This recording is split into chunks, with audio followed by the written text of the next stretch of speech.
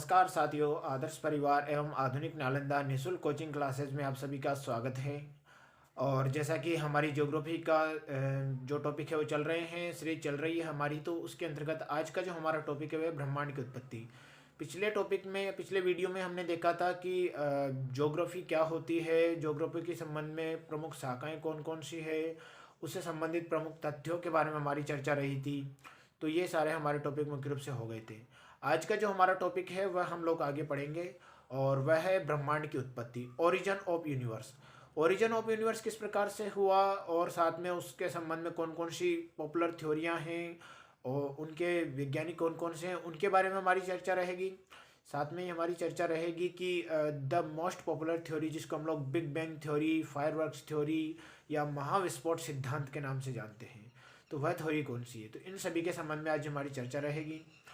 तो बिना किसी देर की हम लोग टॉपिक को शुरू करते हैं। चलिए, तो सबसे पहले हम लोग बात करते हैं कि ब्रह्मांड की उत्पत्ति किस प्रकार से हुई। ब्रह्मांड की उत्पत्ति के संबंध में कौन कौन से सिद्धांत प्रमुख रूप से दिए गए हैं। तो सबसे पहले बात करते हैं कि ब्रह्मांड क्या होता है।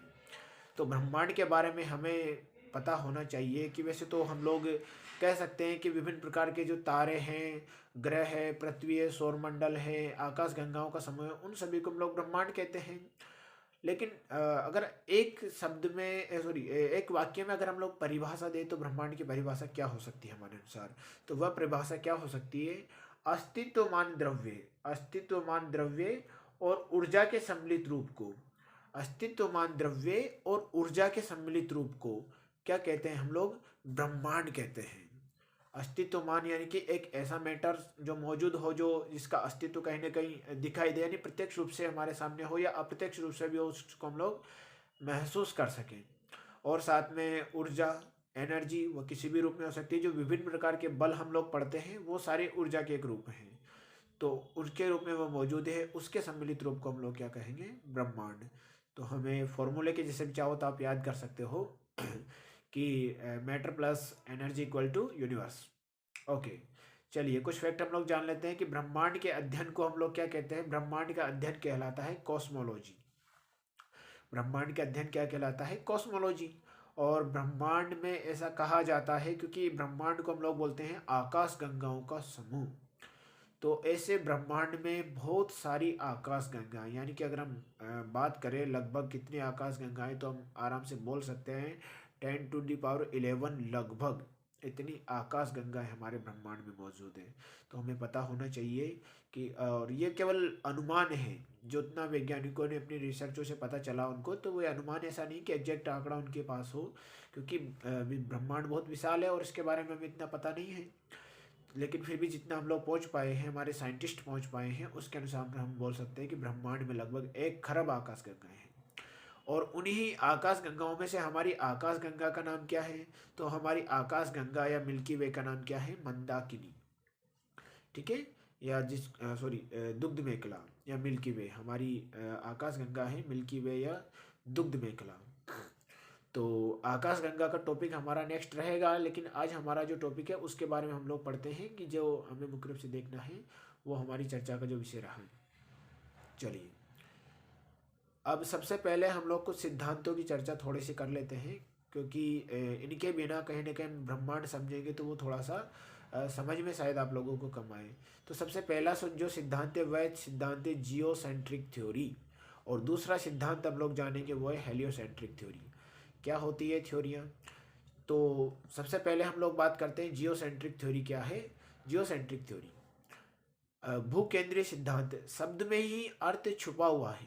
भूकेंद्रीय सिद्धांत यानी कि भूमि को केंद्र में रखकर, धरती को केंद्र में रखकर, एक मिस्र के एक यूनानी खगोल शास्त्री थे क्लाउडियस टोल्मी, उन्होंने ये कहा कि पृथ्वी संपूर्ण ब्रह्मांड के केंद्र में है, और समस्त जो आकाशीय पिंड है, तारे हैं, ग्रह हैं, उपग्रह हैं, जितना भी उन्होंने कल्पना के अनुसार लिखा कि ये चक्कर लगा रहे हैं हमारी आकाश गंगा के। तो भूकेंद्रीय सिद्धांत ये कहता है कि पृथ्वी संपूर्ण ब्रह्मांड के केंद्र में है और सारे तारे, उपग्रह, पिंड वगैरह उसके चारों तरफ चक्कर लगा रहे हैं। ये क्लाउडियस टोल्मी ने अपने समय के अनुसार कहा। उन्होंने शुरुआत तो करी कहीं ना कहीं ये बताने की लोगों को कि ऐसा है केंद्र में, क्योंकि उनके समय पे जितना वो बता पाए, जितना उन्होंने अनुमान लगाया, जितना वो खोज कर पाए उतना ही, क्योंकि उस समय पे विभिन्न प्रकार के टेलीस्कोप या जिसको हम लोग दूरदर्शी बोलते हैं वह नहीं थे। फिर उसके बाद धीरे धीरे एक व्यक्ति और आते हैं, पोलैंड के खगोल शास्त्री, जिनको हम लोग जानते हैं निकोलस कोपरनिकस के नाम से। तो निकोलस कोपरनिकस क्यों फेमस है भाई? निकोलस कोपरनिकस ने ये बात कही कि सूर्य जो है वह ब्रह्मांड के केंद्र में है, और सूर्य को ब्रह्मांड के केंद्र में उन्होंने बताया, और साथ में ये कहा कि सूर्य ब्रह्मांड के केंद्र में है, और सारे जो पिंड हैं, चाहे वह ग्रह हो, उपग्रह हो, विभिन्न प्रकार के क्षुद्र ग्रह हो, जितने भी हम लोग हमारे आकाश में जो पिंड देख पाते हैं, वह सारे सूर्य के चारों तरफ क्या कर रहे हैं? परिक्रमण कर रहे हैं, चक्कर लगा रहे हैं। ये कहा निकोलस कोपरनिकस ने अपने सिद्धांत के अनुसार। तो कई समय तक ये सिद्धांत भी मान्य रहा। फिर धीरे धीरे खोजें बढ़ती गई और धीरे धीरे एक समय ऐसा आया कि आकाश गंगाओं की तस्वीरें स्पष्ट होने लगी। उसके बाद तो हमें धीरे धीरे पता ही चल गया, ना तो सूर्य ब्रह्मांड के केंद्र में है और ना ही पृथ्वी ब्रह्मांड के केंद्र में है। आज ब्रह्मांड के केंद्र में तो खैर पता नहीं क्या है, लेकिन कहीं ना कहीं सूर्य सौरमंडल के केंद्र में है, और सूर्य सौरमंडल के केंद्र में है, और हमारी आकाश गंगा के किसी एक शाखा के किसी एक छोर पर मौजूद है हमारा सूर्य। तो इसीलिए जो सूर्य है उसको हमने क्या माना? सूर्य की एक ब्रह्मांड के केंद्र में नहीं है, वह केवल आकाश गंगा के कोने में मौजूद है। चलिए अब थोड़ा सा आगे की चर्चा करते हैं हम लोग।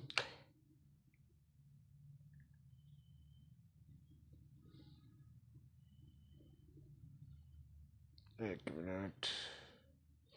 ओके, अब ब्रह्मांड की उत्पत्ति के संबंध में कुछ सिद्धांतों के बारे में हमारी चर्चा हो कर लेते हैं। तो ब्रह्मांड की उत्पत्ति के संबंध में हम कुछ सिद्धांतों की चर्चा करें तो सबसे पहला सिद्धांत आता है स्थायी अवस्था सिद्धांत, जिसको स्टेबल थ्योरी के नाम से हम लोग जानते हैं, और स्टेबल थ्योरी को हम लोग स्टेडी स्टेट थ्योरी के नाम से भी जानते हैं। अभी ये क्यों जानी जाती है स्टेडी स्टेट थ्योरी या स्टेबल थ्योरी के नाम से? देखो भाई, इस थ्योरी के अनुसार ये मानना है कि जो हमारा ब्रह्मांड है वह क्या है, एक प्रकार से स्थिर है, यानी कि ना तो उसका विकास हो रहा है ना ही वह बन रहा है, वह सदैव ऐसा था और ऐसा ही मौजूद है, ये थ्योरी कहती है। यानी कि ब्रह्मांड पूर्व में भी ऐसा ही था और वर्तमान में भी ऐसा ही है, स्थिर है, कोई उसमें परिवर्तन नहीं हो रहा है। ये मानना था थॉमस गोल्ड और हरमन बॉन्डी साहब का। तो इन दोनों ने यही बात कही कि ब्रह्मांड जो है उसका विकास नहीं हुआ।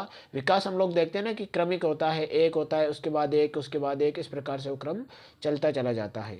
तो इन्होंने कहा कि ऐसा कुछ नहीं है, ब्रह्मांड का विकास नहीं हुआ, वो ऐसा ही था और ऐसा ही बना रहेगा। तो इनका ही मानना था। तो इस थ्योरी को हम लोग बोलते हैं स्थिर अवस्था संकल्पना, यानी कि स्थिर अवस्था में मौजूद है हमारा ब्रह्मांड।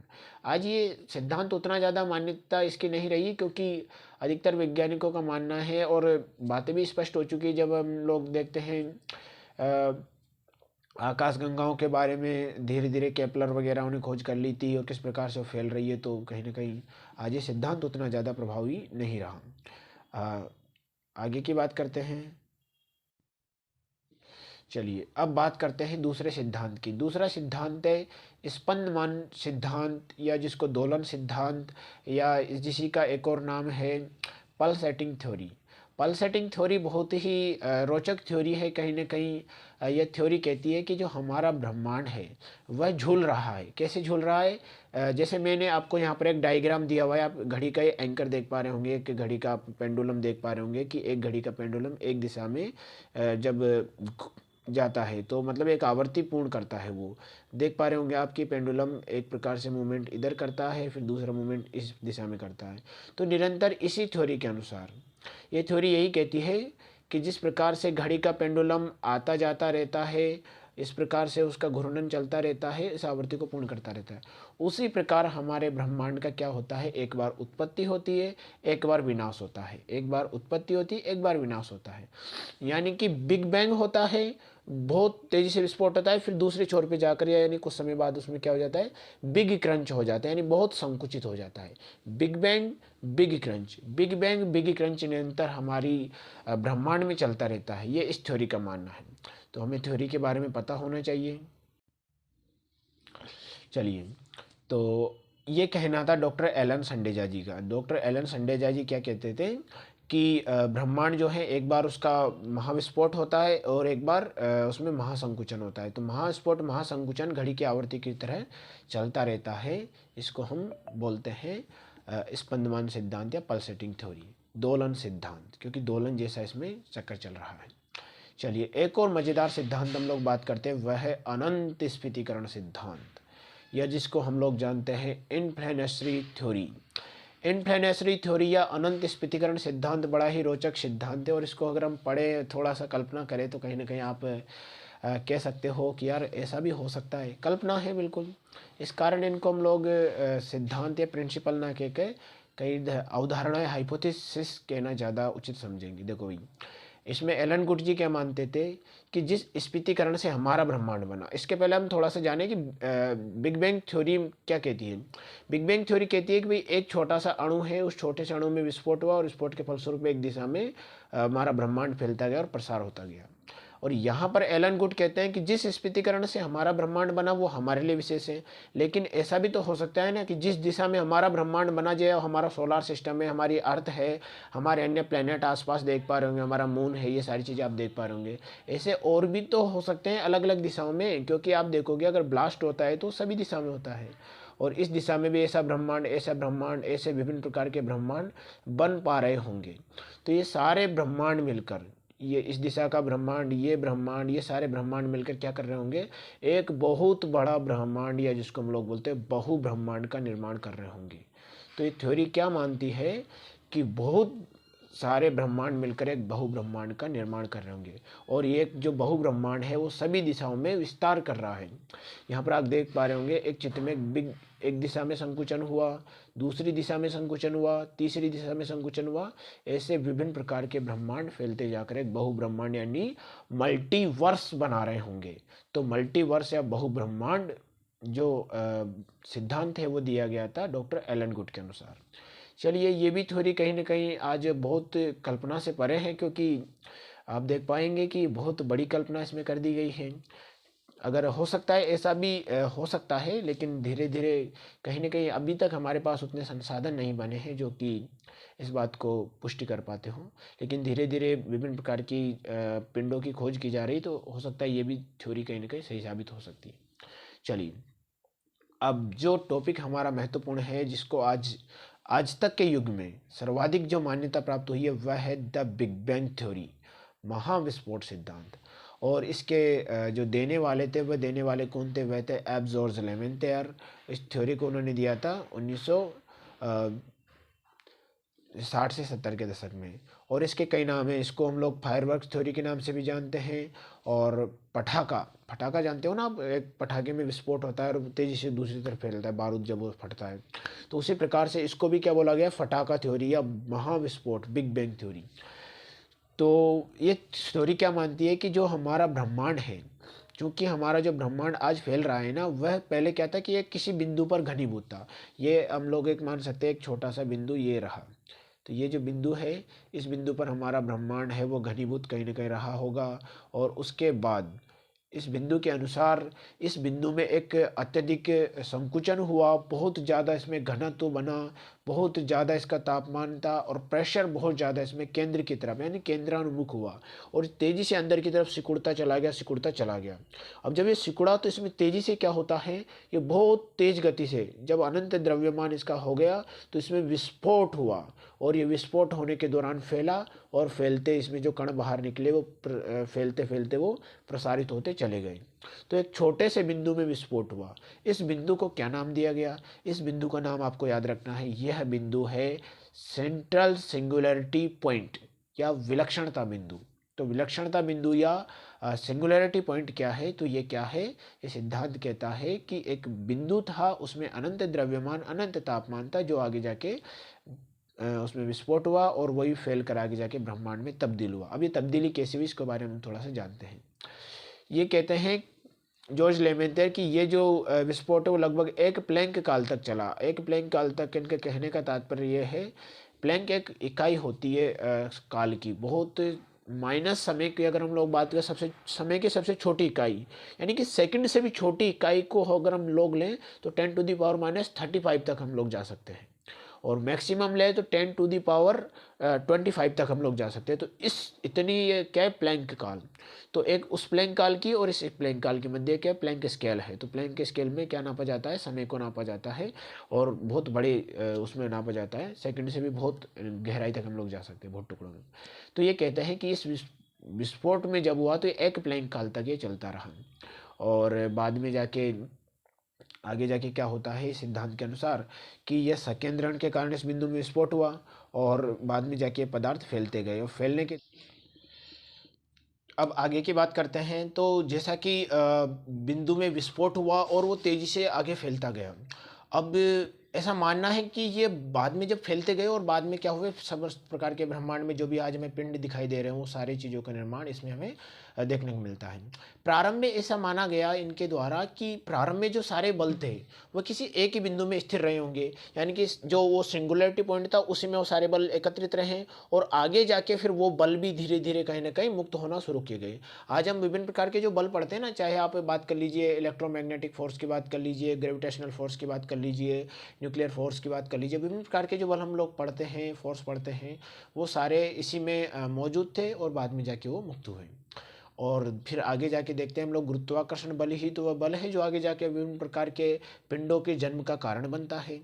तो ब्रह्मांड धीरे धीरे क्या होता गया, फैलता गया और ठंडा होता गया, क्योंकि उसमें स्पेस आता गया और ठंडा होता गया। अब जाहिर सी बात है जब फैलेगा तो उसमें हमें क्या होगा, समय भी लगेगा और स्पेस भी बनेगा वहाँ पर, और ऑब्जेक्ट का निर्माण तो हो ही रहा था। हमने देखा ना कि 3 मिनट तक क्या होता है, न्यूक्लियर फ्यूजन एंड समाप्त हो जाता है, फिर उसके बाद 3 मिनट से लेकर कुछ समय बाद तक, यानी कि लगभग हम लोग देखें तो लगभग 3.80 लाख, यानी कि एक लंबे समय तक क्या होता है, विभिन्न प्रकार के पिंडों का निर्माण होना शुरू हो जाता है। सबसे पहला तारा ब्रह्मांड का बनना शुरू हो जाता है, प्रोटो स्टार बनते हैं, फिर गैलेक्सियां बनती है, फिर गैलेक्सियों के बाद में क्लस्टर, सुपर क्लस्टर बनना शुरू हो जाते हैं, और हमारा ब्रह्मांड धीरे धीरे अस्तित्व में आना शुरू कर देता है। और आगे जाके आप देखोगे कि विभिन्न प्रकार के आज भी तारे ग्रह सारे बनते जा रहे हैं, और ऐसा लगभग कितना समय तक चल रहा है, ये घटना है लगभग 13.8 अरब वर्ष पहले की, यानी कि जो बिग बैंग होता है या जो सिंगुलरिटी पॉइंट बना था वह बना था 13.8 अरब वर्ष पूर्व, और आज तक वह लगभग जो फैलता जा रहा है वो 13.8 अरब वर्ष बाद भी निरंतर फैलता जा रहा है। हमारी आकाश गंगाएं एक दूसरे से दूर भागती जा रही है, और ये दूर भागने के पीछे रीजन इनका यही है कि किस प्रकार से जो बल हैं वो एक दूसरे को दूर धकेलते जा रहे हैं और ब्रह्मांड फैलता जा रहा है। तो इसी दौरान क्या हुई, तीनों चीज़ें हमें देखने को मिलती है, समय आया, स्थान आई, वस्तु आए, और फिर आगे जाके विभिन्न प्रकार का हमारा सौरमंडल आया, और हमारे सौरमंडल जैसे विभिन्न प्रकार के सौरमंडल हमारे ब्रह्मांड में आज हमें दिखाई देते हैं। तो ये सारी घटनाएं हमें देखने को मिलती है। अब आपसे पूछा जा सकता है या फिर आपसे कई बार पूछने जा सकते हैं, भैया जो बिग बैंग थ्योरी मान्य है, ये मान्य क्यों है, इसके पीछे रीजन बताइए। तो हम इसके पीछे हमें साक्ष्य बताइए। तो पहला साक्ष्य तो आप यही बता सकते हो कि भैया एक गॉड पार्टिकल क्या होता है, एक सिद्धांत आपने पढ़ा होगा, शायद नहीं होगा तो कभी कोई टॉपिक में हमारी चर्चा करेंगे, हिग्स बोसोन पार्टिकल। तो जो हमारे भारतीय वैज्ञानिक थे सत्येंद्र नाथ बोस और पीटर हिग्स, दोनों ने मिलकर एक थ्योरी दी थी गॉड पार्टिकल नाम से।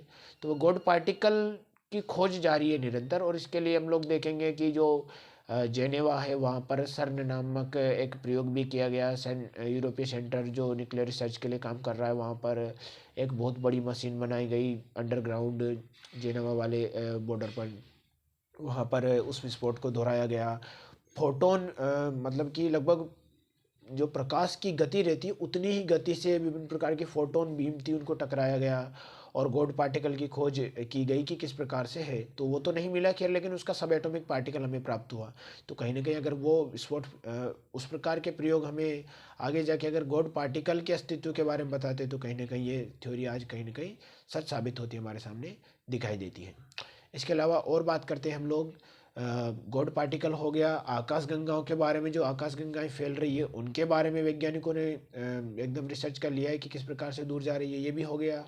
इसके अलावा भी हम लोग देखते हैं विभिन्न प्रकार के, जैसे नासा की मैं आपको बात करूँ तो नासा ने एक मैप नाम का, यानी माइक्रोवेव एनिसोट्रॉप प्रोब नाम का एक उपकरण भेजा था, और उसके बारे में ये उपकरण और लगभग सैटेलाइट के रूप में ये रिसर्च कर रहा है।